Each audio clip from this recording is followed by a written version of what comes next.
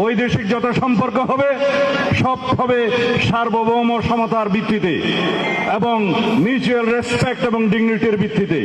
বাংলাদেশের সীমানা যেভাবে করদ রাজ্যে পরিণত হয়েছিল সেটা মুক্ত হয়েছে, এটাকে ধরে রাখতে হবে। আমরা অনেক প্রাণ হারিয়েছি। বলা হয় মুক্তির মন্দিরে সোপানো তোলে কত প্রাণ হলো বলিদান, লেখা আছে অশ্রু জলে। সেই লেখা আমাদেরকে চিরদিন অন্তরে ধারণ করতে হবে।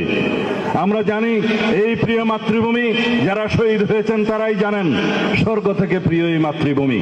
সেই মাতৃভূমিতে আমরা এখনো যারা বেঁচে আছি, যারা গুম হয়েছিলাম, যারা শহীদ হয়েছে, যারা ফেরত এসছে, তাদের সবার উদ্দেশ্যে আমাদের রক্ত কমলে গাথা আমাদের সেই বিজয় মাল্য উপহার দিয়ে আমি বিদায় নিচ্ছি।